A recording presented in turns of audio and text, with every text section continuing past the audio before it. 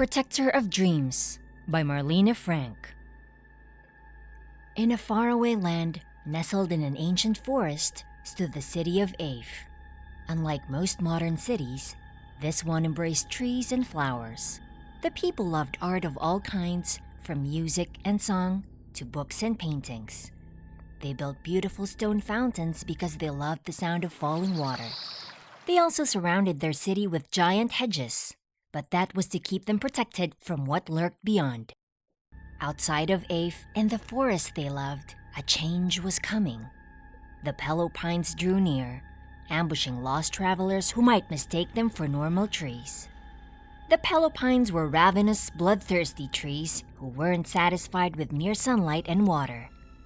Every day, they lurked closer to the beautiful city and the people who lived there. However, there were many who were still drawn to the beauty of Aife despite its dangers. Talented magicians came from far and wide for the chance to glimpse the rare tomes of the great library and study the vast history it kept within its protected walls. Several even contributed a few books of their own. A trio of elderly magicians, known as the Stone Scholars, took such a liking to Aife and its magnificent fountains and copious flowers that they moved there. They built stone columns and pillars to surround the city and carved insignias into the fountains to keep them protected from the elements. Slowly, they gained the respect and trust from the people who lived alongside them. The Stone Scholars didn't stop there.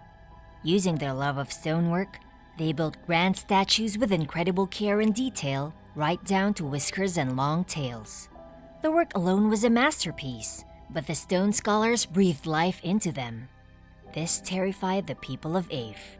The Lady Sphinx was the living statue they created first, built from a black slate with great wings and cat eyes. She was built to be the keeper of knowledge and knew many things about the world, even about the distant human lands. After coming to life, the Lady Sphinx flew up into the sky with a flurry of laughter, which frightened people in Aife. They thought she would attack them, but the Lady Sphinx was kind, even though she didn't appear to be. Still, the people were concerned. They grew wary of these statues. The stone sculptors built another living statue, believing this one would be less intimidating. They carved a large stone lion with a kind face who loved books and playing with children. They deemed him the protector and keeper of the great library of Aife. The people screamed as the lion came awake because he was far larger than a normal lion. The poor lion jumped behind his pedestal and took a good while to emerge again. The lion, named More, loved books but couldn't see very well, an oversight by the stone sculptors. The people of Aife were quite tired of all the experimenting and seeing statues come to life when they should merely sit and look pretty. They demanded the stone sculptors make no more living statues, and reluctantly, the trio agreed. More and the Lady Sphinx remained the only two living statues within the guarded walls for years, but not forever. Decades later, a strange blight struck the land. It didn't take out crops or vegetation, but rather it slinked into the minds as dreams. Children throughout Aife suffered from terrible nightmares. These bad dreams didn't clear up after a day or two. They lasted for weeks on end. Some children cried all night, so that parents were forced to hold them throughout the evening, searching for a way to bring them to sleep.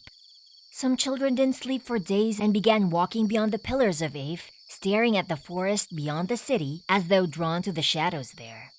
The stone sculptors made one more living statue in the middle of the night during the full flower moon. They worked quickly with their tools on the edge of the city, afraid of being stopped if they were discovered. When it was only a couple of hours until dawn, she was finally complete. They took her size into consideration and made her a fraction the size of More. Carved from a large slab of labradorite, her black coat shined blue, aqua, and emerald in the moonlight. She was a sleek black cat with green eyes and a long tail. She had a small pedestal to call her own at the edge of Aife, but no plaque to explain her title. The next day, the people were furious. They demanded to know why she was built, but the magician said she was for the children. They refused to say anything further. As for the beautiful living statue, she said her name was Glint and asked to be left alone. Several days after her creation, Moore the lion paid Glint a visit. He wanted the smaller living statue to feel welcomed despite the way she awoke in the world. Moore knew what it was like to make people angry just by existing. He remembered the day he was created when everyone screamed at him. It was frightening. He passed by the Lady Sphinx, who sat in a beautiful rose garden that came up to her shoulders. Despite the sun dipping to the horizon, she still had several students sitting before her pedestal. The warm evening meant she could question them all night before allowing them to pass their assignment. The Lady Sphinx was wise. Her questions were always carefully chosen. She knew how to test the knowledge of each student when they needed more help or more time. She was truly brilliant. Moore smiled in her direction, hoping to catch her eye, but she was too intent on her students who were likely struggling. He hoped they weren't kept out too late and got some sleep. Sometimes, the Lady Sphinx lost track of time, but it was still early for her. He left her to her work. He found Glint's home at the far end of town. Her pedestal was a squat pillar of stone without a plaque or a title. He blinked at the bare pillar. Had the stone scholars forgotten to give her a purpose? Surely not. The scholars wouldn't have made her without reason. Curious about my home? Glint's velvety voice made Moore turn. She stood behind him, her green eyes glinting and her Labradorite body shifting colors in the late afternoon light. He nervously kneaded his paws. I didn't mean to pry. I was just coming to visit you. My name is Moore. I'm the keeper and protector of the Great Library. He gave his kindest smile. Glint didn't respond, but her long black tail swished back and forth as if she was annoyed. Maybe it wasn't the best time to come for a visit. Perhaps it was better to come in the morning rather than at dusk. Or perhaps she expected him to be rude like the others. The children told him many stories. They liked Glint, but they wouldn't say why. It was strange because the children always told Moore their secrets or their hurts. They were the ones who told him that Glint had no plaque. But when he asked what her purpose was, they wouldn't say. Moore lowered his head and folded back his ears, letting his glasses slide down his stone nose. I'm sorry they were so mean to you when you awoke. I had a bad birthday too. Everyone screamed and ran away from me. It was terrifying. Glint lowered her gaze. I'm sorry to hear that. I don't recall any screaming, but they were angry when they found me the next morning. One person threw a rock at me, as though it was my fault that I was alive. She slinked across the grass past Moore, her feet silent on the soft earth. She leaped up to her pedestal in a single fluid motion, as if she were made of water. Her body glowed a mixture of blues and greens as she turned toward him, showing a spot on her shoulder where there was a gray scuff mark. Oh wow, I'm so sorry. I've never seen them get mad like that before, Moore muttered. The people here are usually very nice. Glint sat back on her haunches. They weren't nice to me, I can assure you. Humans are a strange lot. She licked a paw and then aimed her green eyes at him. Well, Moore of the library, what can I do for you this evening? Moore shuffled his feet, only to notice he had already made big cuts into the ground with his giant claws. The grass was already pulled up from the roots. He forced his feet to keep still and looked up to see Glint studying him. His stomach dropped, but he pushed through his nerves. I thought you might need some help to understand your purpose. The Lady Sphinx and I were lucky to be given our purpose on our birthdays, but I heard you weren't given one. I only have time to visit in the evening since the children come to play with me during the day. They keep me very busy. Glint's tail swished back and forth. I already have a purpose. Moore blinked at her. Then why didn't the scholars give you a plaque or carve it onto your pedestal? They do that for all the living statues, or at least they did for us. Did they forget? Maybe I should remind them. Glint laughed, her sharp teeth glinting blue. Moore gave a tentative smile. No, they didn't forget. They were afraid of what people would do if they knew why I was built. Considering the attack on my birthday, I believe the scholars were right in their caution. Moore's eyes widened. So, it's a secret? She gave a slow nod. If I tell you what I do, will you keep it a secret? That was a big responsibility, one that had never been asked of Moore before. I couldn't tell anyone? Not even the Lady Sphinx? Glint narrowed her eyes. Especially not her. Moore needed his pause again.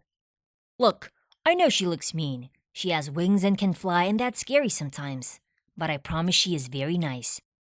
Glint shook her head. That's not the problem. She's also the keeper of knowledge. She speaks with students for hours every day. It would come out as a riddle somehow, and I can't have that. I can't risk her knowing. She walked to the edge of her pedestal, and Moore took an involuntary step back. So Moore, I'll ask you again. Can you keep a secret? Moore considered this responsibility carefully. He had never had to keep a secret before, but Glint needed to trust someone.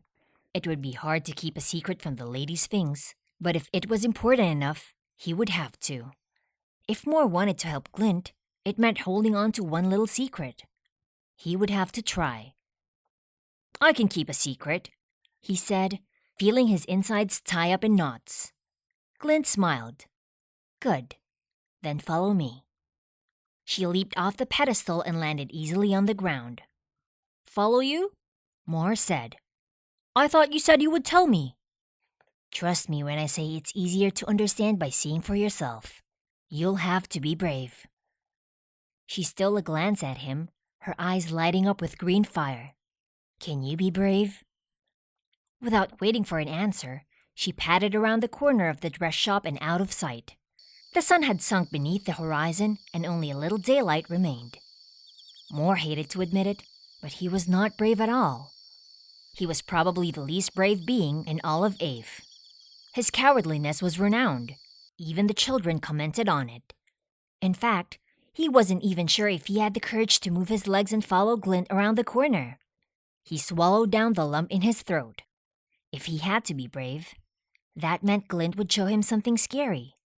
That only made him more reluctant.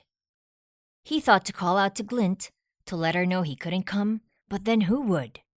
Nobody else would accompany Glint to see her purpose. She would be alone as she had been since her birthday. That wasn't right. She deserved to have friends, to be appreciated, and not to have rocks thrown at her. His legs shook, rooted to the ground. He forced one foot to move forward an inch, then the other. Finally, with a whimper and still trembling from head to toe, he went around the corner of the dress shop and saw Glint up ahead. She glanced at him, her tail flicking and a smile in her voice. I knew you would come.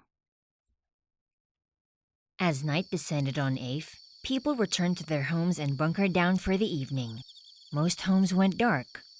The honeysuckle smelled sweet at this time of the night, or so Moore was told. He couldn't smell anything, just like the rest of the living statues, but he liked to imagine they smelled like summer sunshine. Glint trotted from house to house. She seemed to be searching for a dark home, which meant everyone would be asleep inside. Moore wasn't sure if he liked the idea of sneaking up on sleeping people, and he was regretting his promise not to share Glint's secret. What if the scholars had made her for bad reasons? What if she was truly dangerous, like so many people believed? Moore kept his fears to himself and dutifully followed in silence. What felt like ages passed, and soon the stars came out in the clear sky and the brilliant moon emerged overhead. Glint finally came to a stop at a home at the far end of the city near the giant hedges. The home was completely dark, and the windows were open in the back. Moore followed her to the back of the building, getting more nervous by the minute. You can watch from the window, she whispered to him, but you must remain quiet no matter what you see. Understand? Moore trembled from head to toe. I'll do my best. She fixed her emerald eyes on him. I mean it, Moore. You won't like what you see, but this is my work, and I hope you'll respect it as I respect yours. He swallowed hard. I will do my very best. Her tail flicked from side to side in agitation. I suppose that I will have to do. Don't make me regret putting my trust in you. In the blink of an eye, Glint jumped to the edge of the windowsill and pushed back the shutters with her head. Inside the dark room, Moore spotted 2 children asleep in a small set of beds. He knew the children. Amari and Eleni were sisters who were only a couple of years apart, aged 7 and 9. They were sweet children who always came to listen to Moore read books to them. Moore pawed at the ground nervously. Eleni was breathing hard, groaning in her sleep, and kicking her blanket. She was in distress. Moore had to fight the urge to wake her up and tell her that the nightmare wasn't real. This wasn't his work, he reminded himself. This was Glint's. But it was difficult seeing one of his precious children struggling. Glint dropped gracefully to the ground. Her body shifted color as she stepped into the shadowed room, and she lost the gleaming colors the moonlight had given her until her body was slate black. She went to Eleni's bed and nuzzled her hand, which was hanging down near the floor. Eleni breathed softer, no longer kicking at her blankets. Once she was calm, Glint searched the room. She looked under the bed, poked her head in the laundry basket, and even opened a drawer on the dresser. She put her head inside, her tail always moving, but Moore had no clue what she was looking for. Nothing, she muttered as she pushed the drawer closed. "What are you looking for? Maybe I can help?" Moore whispered, but his voice seemed too loud. He glanced at the children, not wanting to wake them. Glint returned to the windowsill in 2 bounds. "Trust me, you'll know it when you see it. Since you're with me, we can both try to spot it." Realizing he could help, Moore scanned the room. Everything looked in order. Sure, there were a few dirty clothes on the floor and a book that had been placed on the nightstand pages down, which wasn't good for the book's spine, but Moore saw nothing out of place. Then, he spotted it. An unsettling green mist caught the moonlight beneath the closet door. Moore didn't know anything that could produce that. Was it magic? "Glint, what is that?" He dropped to the ground, trying to hide beneath the windowsill, but still wanting to see what was going on. His muzzle settled just above the edge of the window. "Good eyes," Glint said. "Perhaps I should bring you on my nightly rounds more often." She padded over to the door and reached up to the doorknob. With practiced ease, she pulled the doorknob down and the closet door opened a crack. More green mist billowed out and Moore trembled. Glint pushed the door open with her hind legs, then turned to face the empty closet. "Show yourself." It was very dark inside other than the green mist.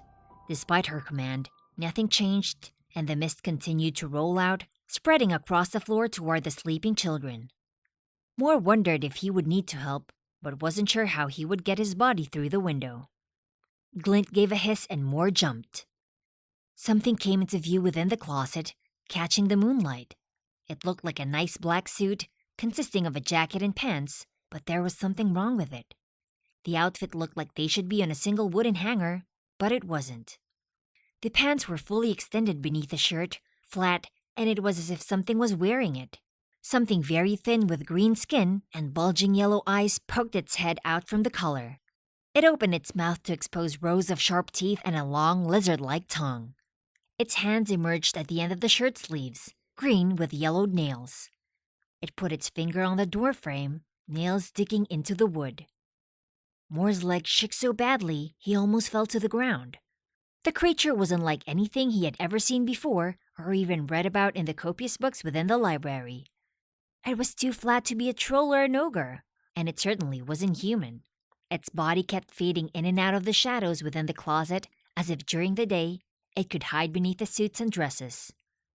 "How can you see me?" the green creature hissed. Its voice seemed to emerge out of the cracks in the walls and from along the floorboards. Moore whimpered, fighting the urge to run back to his own pedestal. Glint sat down before it, completely unafraid. Her tail was still as she spoke. "I was given the gift of seeing nightmares," she said. "Tell me, why are you hurting the children?" It gave a slow, mocking laugh. "I am drawn to fear, and these children have plenty of it.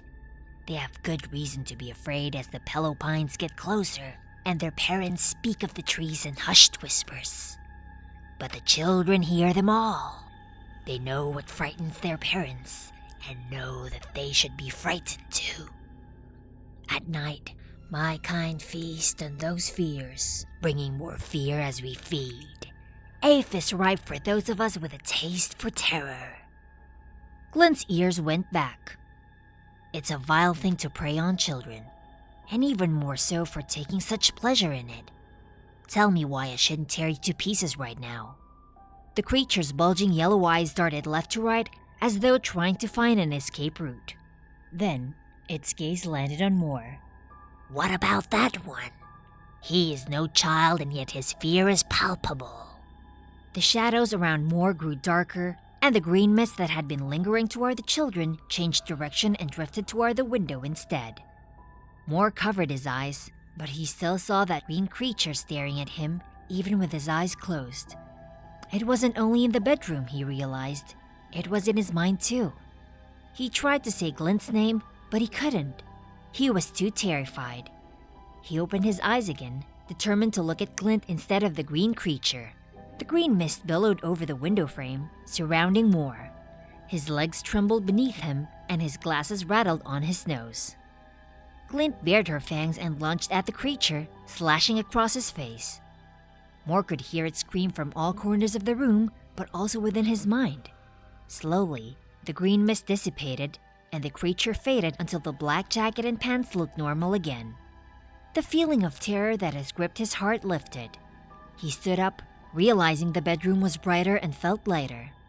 Glint joined him on the windowsill, and he gave her a relieved smile. Thank... She shook her head and gestured to the sleeping children. Eleni turned over in her sleep before falling back into a deep, peaceful slumber. Glint wouldn't let him speak until they were at her pedestal. Now that he knew what to look for, he saw several houses with green mist drifting in bedroom windows. Glint definitely had her work cut out for her. Glint jumped up on her perch and took a deep breath. That was close. I'm sorry about that. I've always been alone before, so I didn't know they could attack anyone else, especially awake. Are you okay? Moore sat down. He wasn't shaking as badly, but still was grateful to be away. I think so. What was it? That was a nightmare imp. The city is swarming with them. They've been plaguing the children for months, feeding on their fear while they are asleep. The scholars asked me to help them. You can imagine how outraged the people would be if they knew what was attacking their children every night. Moore shook his head. Oh yes, they would be terrified, but they can't do anything about it on their own. He frowned. He was sad on behalf of the children, but he knew the adults of Aife wouldn't handle it well. They never made good decisions when they were afraid. Thank you for saving me, Moore said. She smiled and licked at her paw. No problem. She gave him a nod. That's what friends are for. I'm glad we're friends, he said. And I'm glad you're with us. Me too, Moore. She lay down on her perch, pulling her paws beneath her and wrapping her tail around her body. I can't fight off nightmares or anything, but if you ever need to find a good book to read at the library, I'll be happy to help. She laughed, and it seemed to chase away the shadows. Thank you. I'll keep that in mind. Moore headed back to his pedestal. Glint needed to get back to her very important work. He would be plagued by all the green mist he saw on the way back. He made a mental note to check in with Glint regularly. He paused and glanced back at her once more. Glint, you have a purpose, don't you? The scholars had given you some title even if they didn't inscribe it. What was it? Her green eyes gleamed. I am Glint, banisher of nightmares and protector of dreams. Moore beamed. It suits you. And as always, please be sure to like, subscribe, and stay tuned for more awesome stories.